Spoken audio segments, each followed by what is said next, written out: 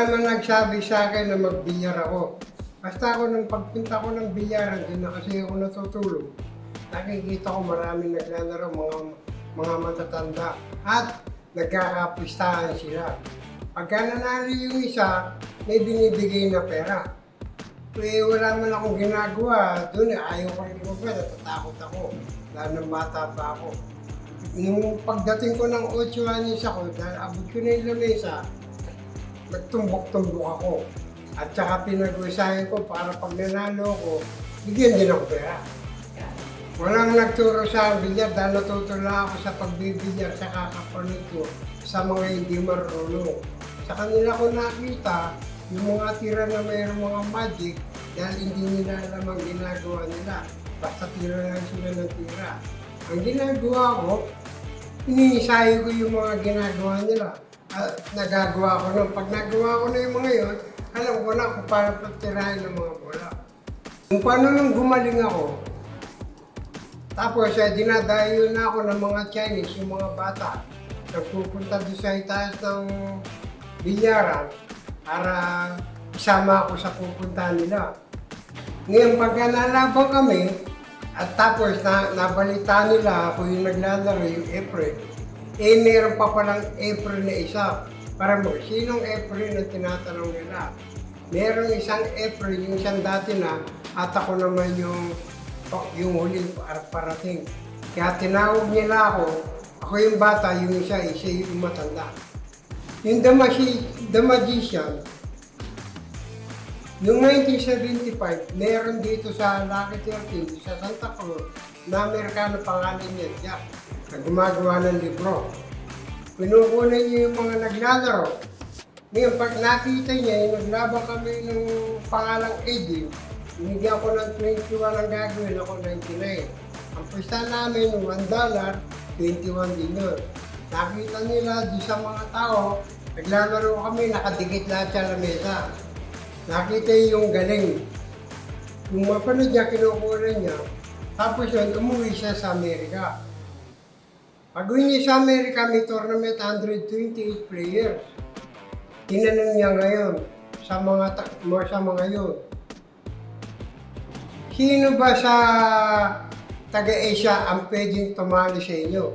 Sabi ganun sa mga naglalaro mga foreigner, sa mga taga-Amerika. Ang alam namin na pwedeng tumali sa amin, yung Japanese. Tuwing may final, umaabot lang sila ng mga semi-final. Hanggang doon lang, walang ibang foreigners na taga-Asia ang tumali sa amin. Ang sagot ng Jack sa kanila, meron na ngayon.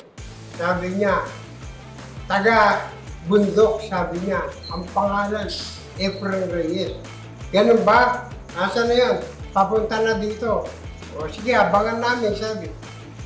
Pumunta siya man, si Pariga, noong 1981. Naglaban doon pati tournament, talo. Labanan niya si Hawaiian Brian, si Kit McCready, binigyan pa siya ng plus, si Early Strickland, naglaban din sila, talo. Pagkatapos nung tinanong si Pariga, ikaw na bang pinakamagaling sa Asia? Sabi ko, oo, sabi ni Pariga, tama yan dahil siya tinatawag natin champion ng araw. Eh di kung ganon, wala nang ibang tatalisan dahil ikaw na pala ang pinakamagaling sa Asia. Meron, sabi niya, meron isang gumagaling ngayon, ang pangalan, Efren Reyes. Hindi pa ba ikaw yun? Hindi pa, pero papunta na siya dito. Nagpunta ngayon ako, Amerika. Pero kung alam ko na balita ng Efren Reyes, pinalitan ko pangalan ko doon sa naman. Eh, kasi nung panahon, nangaharang na ako, di ko man alam may tournament. Ngayon, yung linggong yun, sa linggo, naglaban-laban ako doon. Hindi pala, doon pala, may tournament pala doon, isang linggo gagawin. Bago mangyari yun, nandun doon kami, naglaban ng kita. Pinasali ko ng manager. Ngayon, sumali ako, nanalo ngayon ako sa tournament. Pinatakot yung manager ko. Sabi niya, yung pangalan ko talaga, Efren Reyes, hindi siya sa mga... siya ba yung Efren Reyes? Sabi nga rin, oo. Eh, bakit nagpalit siya ng pangalan? Sabi, Para makalaban lang dito ng mga pisa, makaharang, sabi nga gano'n. Sabi nga nun, pwede naman makuha yung premium niya na kahit baguhin niya yung pangalan niya. Kasi yung kalaban niya sa final, iba rin ang pangalan pinangalan sa kanya. Ganun ba? O di yung pala yung Efren Reyes yan, no? Ito na pwedeng tumalit yan. Ang sagot nila, hindi naman taga-Asia yan eh. Taga-ibang planeta yan eh. Sabi ko, kaya nung pagbalik ko, 1986, dinagay sa magazine yung best billiard na The Man from Different Planet, The Magician. Wala akong iniidolo sa billiard, basta kasi yung alam ko, wala pa akong alam na magagaling nung araw. Ang ginagawa ko lang, pinapanood ko lang sila at ginagaya ko lang yung mga tirahan. Siyempre, pagka maglalaro ako ng billiard, gagawin ko bago ko dumaya at lumaban, papractice muna ako.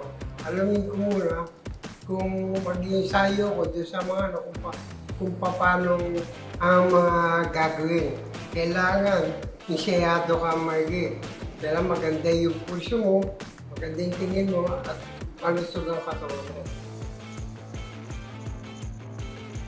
Pagka ang practice ko talaga yung may kalaban ako. Siyempre para may nervous yung may karga ng konti. Pagka wala, bali wala eh. Hindi gagawin yung ano. Kung hindi, gagawin mo, puro trick shot ka ng trick shot. Nung panahon ng bago mag-1994, dumating kasi ako doon 1995. Nagkaroon ng PBTA tournament simula noong 1988. Nagkaroon na ng PBTA. Lalaban hanggang 1990, hanggang 90, paikot ng paikot. Noong 1992, nag-champion ako dito sa may Taipei. Noong din, mga World Championship din. 1993, din sa California. Tapos 1994, US Open. Yung 94 US Open, siyempre, kalaban ko rin si Nick Barnett at atakot nga ako nun dahil noong 1989, tinalo niya ako dito sa Pilipinas. Doon, maglalaban ulit kami. At nanalo ko, pero hindi ko alam, nung panalo ko 1994, ako yung kauna nanalo nung US Open, nung panalo yung bata, gusto ko lang lumalaban at manalo rin. Nung bata pa ako, dito sa Pilipinas, kung saan ako dumadayo, kahit sa mga probinsya, marami na akong follower. Na sinusundan ako, kahit sa bukid nga, pinupuntahan ako, dahil may bilyaran dito, sunod. Ang nung araw kasi, taga-probinsya ako sa mga baril namin. Alas 6 pa lang ng gabi, madilim na. Kaya walang mga mga periodiko para pero ang dami ko ng follower. Tapos, nagkaroon lang pumunta ako 1985 sa Amerika. Wala pa rin ebidensya dahil ang bilyar dito sa atin nung araw, binabali wala. Puro panalo na ako, puro panalo, hanggang umabot nga ng 1999.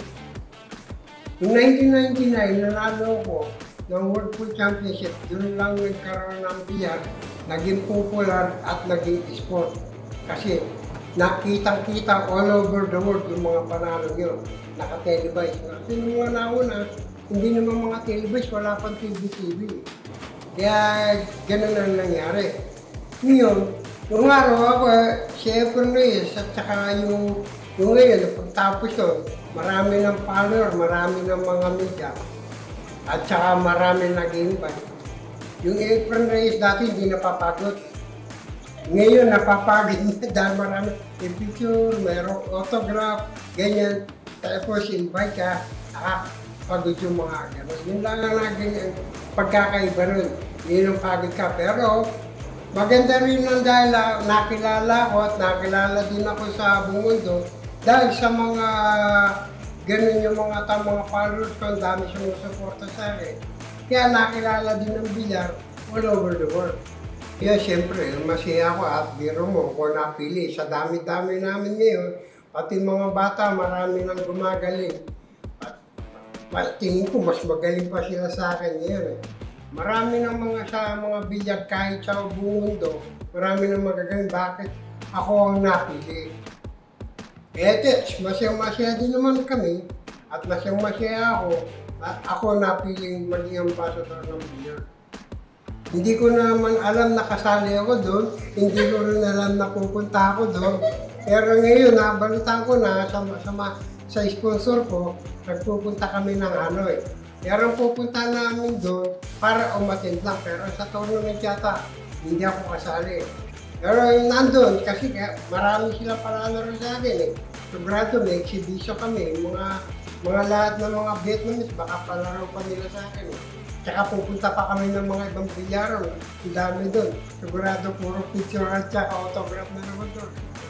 Marami, lahat ng mga bata, paano ngayon yung mga ginagawa nila. Kung anong klase yung dulong nila ngayon. Kasi lahat ng mga taga-iba-ibang bansa, pupunta doon sa dami mga players yan eh. May mga taga-Europe, America, Chinese, Filipino, marami maglalaro doon. Kaya iba-iba klase ang makikita mo ngayon. Meron mga bata dito sa atin na gumagaling, gusto ko rin makita kamukha si AJ Manos kung tawagin. Eh dati yan natin mga player doon, sila Carlo Biador, lagi na lumalaban doon. Sila Dennis Orgullo, lumalaban din doon.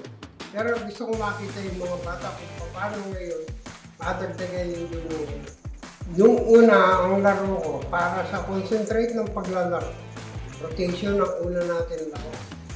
Kahit mag-practice ka, concentrate ang laro mo dahil pinagbubutin mo dahil maraming bola yun. Ang 9 ball, kukunti lang yung bola nun.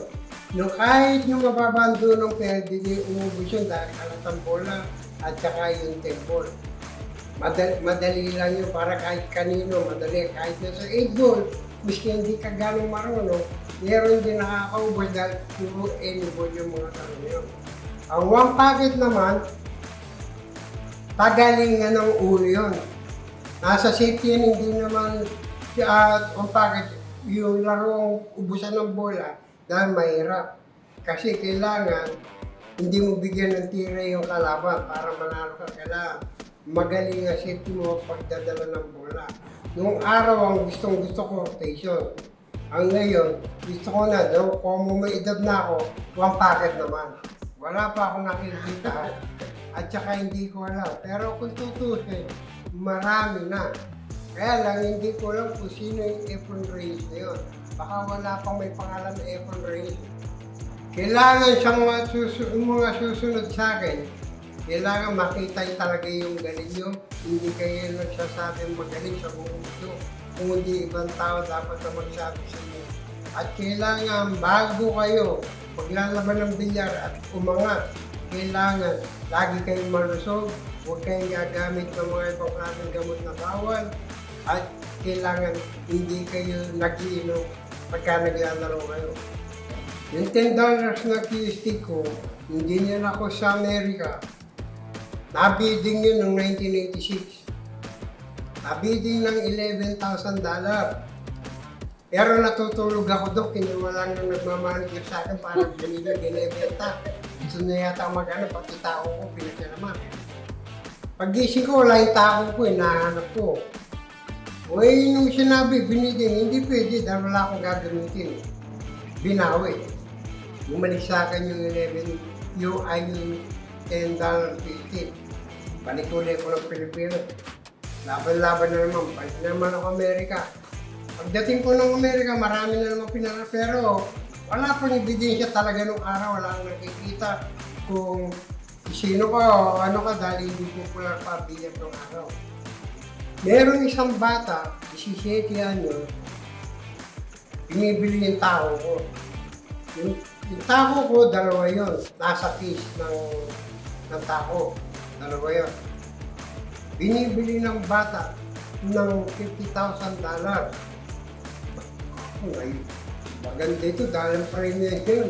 $10 lang. Ay, $10,000 lang nagiging champion. Ito, $50,000. Dalawa. Eh, magkano lang itong tako ko? Benta ko lang. Pero naiya ko. Naiya ko ibenta dahil siyempre nakikilala na. Bebenta ko yung tako, wala akong tao. Umalis yung bata, umiiyak. Nagsumbong sa tatay. Tatay, bumalik. May dala-dalang pera na nasa paper bag, binabayaran pa si tatay. Friend, dala ko itong pera. Ibilin ko na yung case mo, huwag mo tatanggalin lahat ang laman. Iyon na, $50,000. Gustong-gusto lang ng anak ko. Sabi niya. Tapos yun, talagang kulitan. Gustong-gusto ko nang mabili. Mabenta. Kaya lang, may laman pa yung case ko eh. Nandun pa yung passport ko eh. Wala daw pwedeng alisin eh. Hindi ko na binenta dahil nandun yung passport ko eh. O so, hindi na nabenta. Hanggang yung ako ko yun, nagtagal. Dito, maraming bagyo nakakaraan, nababasa. Napupunta na ibang probinsya, lumit, nagkasira-sira na. Pero binili pa rin yung tako ko pagbalik ko ng Amerika, inahanap. Hindi ko man dala pero inahanap. O nung inahanap nila, umuwi ako dito, pagbalik ko, dala ko na yung tako. Binili na ng $15,000, isang tako. Ay siyempre, ang bilyar, yun ang trabaho ko eh. Yun lang pinakaalam ko sa hanap buhay ko eh. Kaya puro bilyar ang mga yung mga nilalaro ko para kumita ako. At nakita niyo naman, dito, nakilala ko dito, marami laging tumatawag sa akin. Kaya kailangan, ituloy ko itong bilyar hanggang kaya ko. Ngayon, pag hindi ko na kaya, nanginginig yung kamay ko, palagay ko pwede ko nangihinto yun. Kasi wala na eh. Kahit yung magsalamin nga lang ako eh. Pag nagsalamin ako, titigil ako sa bilyar. Wala pa naman Olympic dito sa bilyar. Ayaw nilang ilagay sa Olympic itong bilyar. Pero meron na dapat yan. Noong 1991, nag-usap Amerika at saka Europe. Gusto nilang ilagay sa pagpipiliin nila kung individual o team ang ilagay nila dito sa Olympic. Napagkaisa para maganda, ilagay sa team. O kung mag-demonstrate daw sila ng mga team para malaman, kilala o kung maganda. Nag-demonstrate, nagpalaro simula 1991 hanggang 1995. Kaso puro Pilip. Kumuha ko ng kating ko, kinuha ko si Django, kinuha ko Parika, kinuha ko si Luwa, kinuha ko si Andam. 5 kami. 1991 hanggang 1995, kami defending. Puro champion kami. Pagkatapos yun, sabi sa Olympic, ayaw na nila, wala daw silang panalo. Kaya natanggal na naman sa Olympic. Pero gustong-gusto ko yan na maalagay sa Olympic. Dahil dito sa atin, sa Pilipinas, wala pang nagka-gold yata nung dati na sa Olympic nag-gold medal. Baka sa bilyar pwede magkaroon. Dahil yun ang naging ng bilyar sa Olympic. Wala. Okay, sa mga babae kasi dati, mga lalaki lang lagi naglalaro dito sa atin sa Pilipinas. At lalo-lalo na, kahit sa mga lalaki, binabawal din dati ng mga magulang na maglaro ng bilyar. Dahil alam nga nila, pang kanto-kanto lang itong bilyar. Kaya wala tayong mga babae, mga player ng araw na. Nagsipasokan lang niya, mga babae, nung pagkatapos ng nanalo ko ng World Pool Championship noong 1999. At nagkaroon ng babae, nagkabukasan ng mga bilyar, marami ng mga estudyante, ng mga babae. Ngayon, ang mga babae, ngayon, pag maglalaro ng bilyar, siyempre, baguhan pa lang sila. Kaya hindi pa nila kayang abutan yung galing ng mga lalaki. Pero kung maglalaro sila, ang mga babae ngayon, pag dumating ang posisyon nila, dahil na bata pa sila, magagaling din ang posisyon nila. Kaya lang, sa pagdating ng break, meron lalaki pa rin na magagaling ang mag-break, malalakas. Ang laban ngayon ng bilyar, ang pinakamagandang bumrek yun ang lamang ngayon, bali wala na yung tulong mo.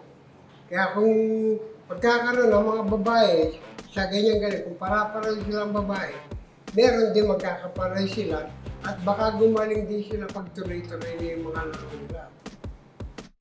Nasa mga edad niyan, hindi naman ko nagsimula ng 8 taon eh.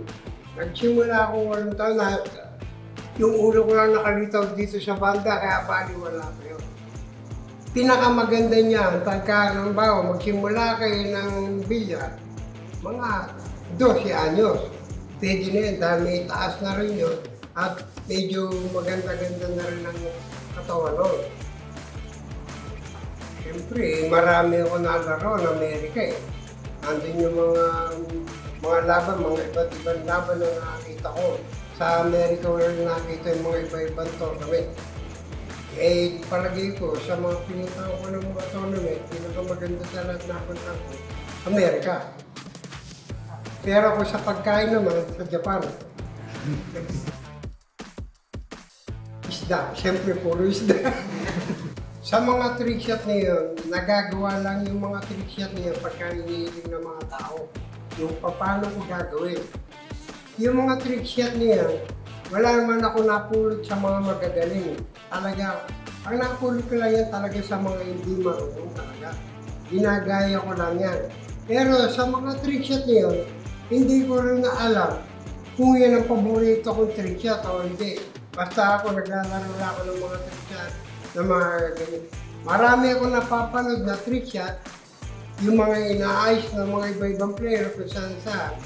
Eh yung kahit sino magagawa eh. Eh yung mga ibang gagawin mong talaga sa laban, nagagawa sa laban. Eh yun, ako lang nakakagawa nun. Sila hindi. Dito sa atin, nung una dito sa Pilipinas, nakilala itong bilyar. Andito yung bilyar natin, nandito yung mga magagaling. Ngayon, sumunod na sumikat ang bilyar na to, yung pupula, ang pangalawa itong Indonesia.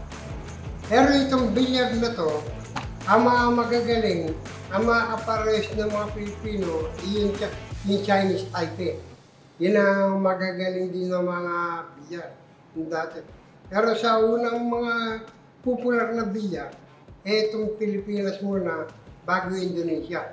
Eh ngayon na lang itong huli, ang Vietnam. Baka number 1 pa Vietnam kaysa sa Philippines at saka sa Indonesia. Ang sikreto ng Ephraim Bata Reyes, siyempre hanggang ngayon nakikita nila ako, eh lagi nilang nababalita. At saka sa mga ano naman eh, wala naman yabang sa mga pagdating ng bilyar eh. Ibig sabihin, nagpakumbaba pa rin at hindi pa rin sinasabi na siyang magaling sa lahat. Gusto ko nga, maraming gumaling para may makakalaban ako. Hello!